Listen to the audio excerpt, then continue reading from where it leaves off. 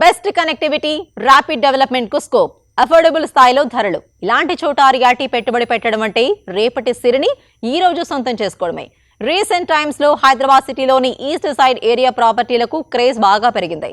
ఇటువైపు రియాలిటీ రంగంలో పెట్టుబడి పెట్టాలి అనుకునే వారికి, అఫోర్డబుల్ ప్రైస్ లో ప్రాపర్టీ సొంతం చేసుకోవాలనుకునే వారికి ఓ సరికొత్త ఆశాకిరణం కనిపిస్తోంది.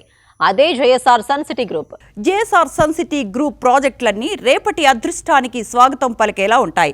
ప్రతి ప్రాజెక్టులో ఎర్రచందనం వంటి విలువైన కలప మొక్కలు నాటి వాటిని సంరక్షిస్తూ వస్తున్నారు.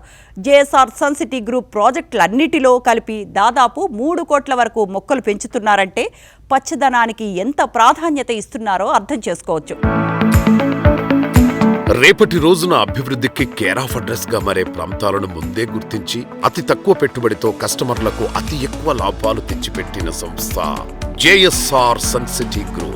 అందుబాటు ధరలో, అనువైన ఏరియాలో, అందరూ ఆశ్చర్యపోయేంత అందంగా ప్రాజెక్టులను డిజైన్ చేయడంలో ఈ సంస్థకు ప్రత్యేక గుర్తింపు ఉంది. వీకెండ్ హోమ్స్, ఫార్మింగ్ వంటి లగ్జరీలను అందుబాటు ధరలో అందించేలా కొత్తగా మరిన్ని ప్రాజెక్టులతో కస్టమర్లను సర్ప్రైజ్ చేయడానికి JSR sun city Group plan చేస్తోంది.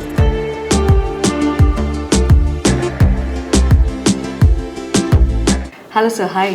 హాయ్ అమ్మా. నమస్కారం. నమస్కారం. ఎలా ఉన్నారు? ఫైన్, బాగున్నాను.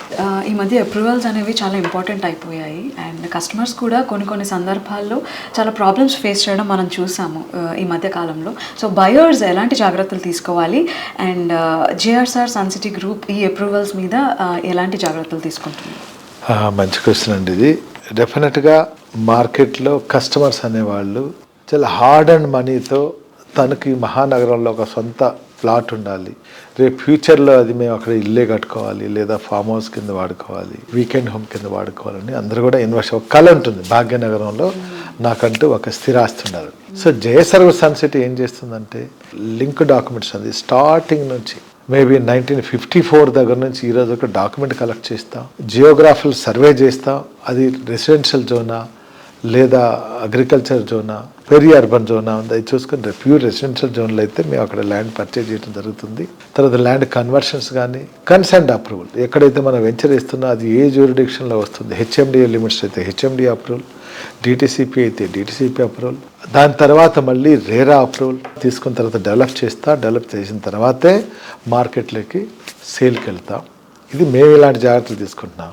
ఇక కొనేవాళ్ళని మీరు ఒక అడిగారు, కొనే ప్రతి ఒక్కరు తన హార్డ్ అండ్ మనీని ఎవరో చెప్పింది వినకుండా, అది ఆ ల్యాండ్ ఎవరిది,